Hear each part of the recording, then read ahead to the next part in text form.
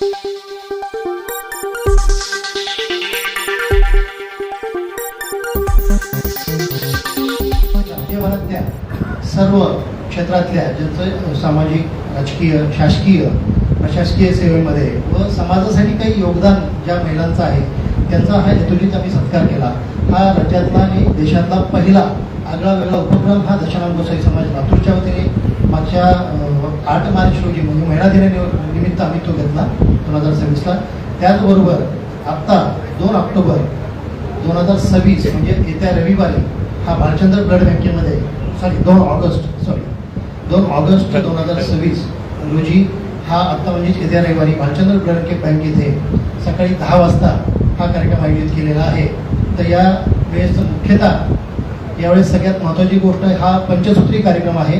याच्यामधलं सगळ्यात पहिलं मुख्य सूत्र म्हणजे की जे काही समाज बांधव आणि भगिनी गेली 5-10 वर्षामध्ये सेवानिवृत्त झालेले आहेत, शासकीय सेवेत असतील, प्रशासकीय सेवेत असतील, राजकारणातून असतील, कुठल्याही वेगवेगळ्या क्षेत्रात जे सेवानिवृत्त झालेले आहेत अशा बंधू भगिनींचा हा विशेष सन्मान आपण या ठिकाणी करत आहोत. त्याचं कारण असं आहे की सेवेमध्ये असताना गावाच्या व्यस्ततेमुळे त्यांना बराच वेळ समाजामध्ये मिसळता येत नाही, इच्छा असताना सुद्धा काम करता येत नाही, त्यांना वेळही देता येत नाही.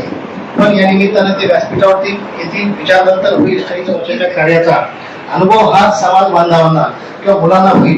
त्या अनुषंगाने यावेळी आम्ही हा मुख्यतः सेवानिवृत्तींचा सन्मान आम्ही एक पंचसूत्रीपैकी एक मुख्य सूत्र आम्ही आयोजित केलेले.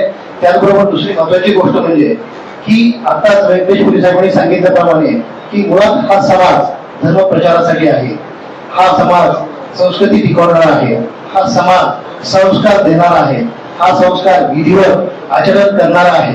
अशा या समाजातील जे काही हरिभक्त परायण ते पूर्ण महाराष्ट्रामध्ये जे काम करतात, जे कीर्तनाच्या माध्यमातून समाज प्रभावाचं काम करतात, प्रवचनाच्या माध्यमातून, रामायणाच्या माध्यमातून, भगवद्गीतेच्या माध्यमातून, वेगवेगळ्या माध्यमातून जे समाजाच्या प्रभावाचं काम करतात, असा समाज हा म्हणजे दशनामी समाज. आणि अशा समाजातील जे काही महाराष्ट्रातील टॉप 15 हरिभक्त परायण जे कीर्तनकार वगैरे आहेत यांचा सुद्धा मुख्यतः मी सन्मान करण्याचं ठरवलेलं आहे. आणि यांचा सन्मान करण्यासाठी त्यांच्यापेक्षा उंचीचा माणूस म्हणून आपले आदरणीय हरिभक्त परायण माऊली महाराज चाकरवाडीकर यांचे चिरंजीव आदरणीय महादेव महाराज चाकरवाडीकर हे मुख्य उद्घाटक आणि प्रमुख पाहुणे असतात. यांच्या वतीनं त्या सर्व जे राज्यभूषण पुरस्कार प्राप्त हरिभक्त परायण 15 ते 18 लोक आहेत आमची. तर त्यांचा हा सन्मान हरिभक्त परायण महादेव महाराजांच्या हस्ते होणार आहे.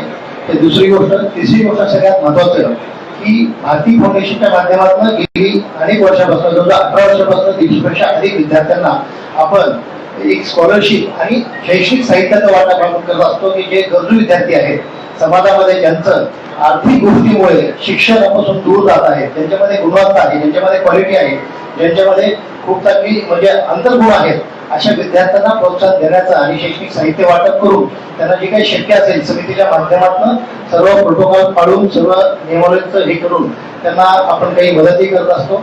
चौथा महत्वाचा विषय त्याच्यामध्ये की गेली अनेक वर्षापासून जवळजवळ 30-31 वर्षापासून म्हणजे दशानंद गोसावी समाज लातूरची 1996 ला जी सुरुवात झाली ती अशी होती की गुणवंत विद्यार्थ्यांचा सत्कार. आणि यावेळेस सुद्धा आपण 10वी आणि 12वी मध्ये आणि उच्च शिक्षणामध्ये जे विद्यार्थ्यांचा बाहेर नंबर लागलेला आहे, बाहेरच्या देशातील जे विद्यार्थी जातात त्यांचं वेगळ्या क्षेत्रामध्ये काम आहे, अशा विद्यार्थ्यांचा विशेष सन्मान.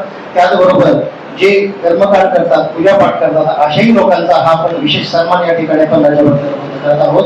आणि सगळ्यात महत्वाची गोष्ट की आजच्या या बदलत्या युगामध्ये फक्त म्हणजे अभ्यास किंवा हे चालत नाही, तर आपल्याला स्किल डेव्हलपमेंट असेल, त्याच्यामध्ये टेक्निकल नॉलेज असेल, बँकिंग असेल किंवा व्यवसाय करत असताना व्यावसायिक क्षेत्रामध्ये आपल्याला येणारे अडचणी, त्याच्यातले येणारे आपल्याला चॅलेंजेस ते आपण फेस कसा करावं, अशा वेगवेगळ्या विषयावरती आपण तज्ञांचं सुद्धा यावेळेस मार्गदर्शन व प्रबोधन होणार आहे. म्हणजे असा पंचसूत्री कार्यक्रम म्हणजे पहिला सेवानिवृत्तीचा सन्मान, दुसऱ्यांदा राज्यस्तरीय समाजभूषण पुरस्कार, तिसरा म्हणजे भारती फाउंडेशनच्या वतीने गरजू विद्यार्थ्यांना शैक्षणिक साहित्य वाटप मदत, चौथा म्हणजे गुणवंत विद्यार्थ्यांचा सत्कार व त्याचबरोबर 5वा तज्ञांचं मार्गदर्शन. अशा हा पंचसूत्री हा कार्यक्रम आहे. याचबरोबर आमच्यासोबत दशानंद गोसावी समाज लातूर सोबत गोसावी वुमन्स विंग एक वेगळी टीम जी की देशभरामध्ये सगळ्यात मोठं कार्य करणारे समाजातली वुमन्स विंग आहे. साधारणतः 100 महिलांचं हे संघटन आहे. गेली अनेक वर्षापासून ते काम करतं. त्यांचे या ठिकाणी त्यांचे प्रतिनिधी या ठिकाणी आहेत. सौ सुलेखा भारती, त्याचबरोबर सौ अलका ही गोसाईताई आहेत. ते त्यांच्याकडे जातो त्या वुमन्स विंग बद्दल त्याच्या मागची भावना काय, कधी सुरुवात झाली आणि आतापर्यंत काय कार्य केलं आहे ही भूमिका ते या ठिकाणी बोलतो. मी थोडक्यात गोसाई वुमन्स विंग बद्दल बोलते. गोसाई वुमन्स विंग मागच्या 5 वर्षापूर्वी जसं की बाकी समाजातले एकत्र येते तसाच एक उद्देश डोळ्यासमोर ठेवून आम्ही एक छोट्या स्वरूपात चालू केली आणि त्याला आज 5 वर्ष पूर्ण झाली आणि मोठ्या प्रमाणावर तिथं महिलांचा सहभाग आहे. आमच्या वुमन्स विंग मध्ये वय वर्ष 18 ते वय वर्ष 80 अशा ह्या आम्ही सगळ्या महिला एकत्र येतो. एकत्र येऊन एक सामाजिक कार्य पण करतो आणि एक विरंगुळा म्हणून आम्ही स्वतःला पण वेळ देतो की एक महिला म्हणून जसं 24 तास आपण घरातच असतो, प्रत्येक जण कार्यरत नसतं, तर त्या एक स्वरूपाचा एक उद्देश म्हणून आम्ही एकत्र येतो आणि बरेचसे गोष्टी आम्ही एकमेकांसोबत सहभागी होऊन शेअर पण करतो. आणि दुसरी गोष्ट म्हणजे आम्ही ह्या प्रत्येक महिन्याच्या भेटीमध्ये एक सामाजिक कार्य म्हणजे एक छोटासा उपक्रम आम्ही एक मागचे 5 वर्ष झालं करत आलो. त्याच्यामध्ये आम्ही वेगवेगळ्या स्वरूपात शैक्षणिक मदत हे आमचा एक प्रथम उद्देश आहे की मुलांच्या म्हणजे लहान मुलं जे काही शिकणारे आहेत आणि त्यांना ज्या वस्तूंची गरज आहे हे आम्ही पोहोचण्याचा प्रयत्न करतो. जास्तीत जास्त आम्ही शैक्षणिक साहित्य वाटप ही आमची एक संकल्पना आहे महत्वाची. त्याच्यानंतर आम्ही गरजू महिलांना की जसं की शिलाई मशीन असो किंवा मग अजून काही तिला हातभार लावण्याचा आम्ही प्रयत्न करत असतो. छोट्या मोठ्या गावामध्ये आमचा समाज असतोच, कारण मुख्यतः प्रत्येक गावातला विधी करणं, धर्मकार्य करणं, त्याच्यामुळे आमचं 5 गावामध्ये एक घर असा आधीपासून तो नियम आहे. पण आता तो वाढत चाललाय, प्रत्येक गावात एक घर आहे. पण कधी कधी होतं समाजाकडनं अज्ञानातनं काही गोष्टी होतात. पहिल्यांदा आम्ही त्याचे नेमके काय प्रॉब्लेम आहेत ह्याच्यावरती आम्ही जातो, त्यालाच भेटतो आणि खरंच जर त्याच्यावर अन्याय झाला असेल तर SP माध्यमातून, कलेक्टरच्या माध्यमातून किंवा तेथील सामाजिक सलोखा हा न बिघडता त्याचे जे काही प्रश्न आहेत ते आम्ही मिटवण्याचा प्रयत्न करतो. पण अशा घटना घडत असतात अनेक ठिकाणी.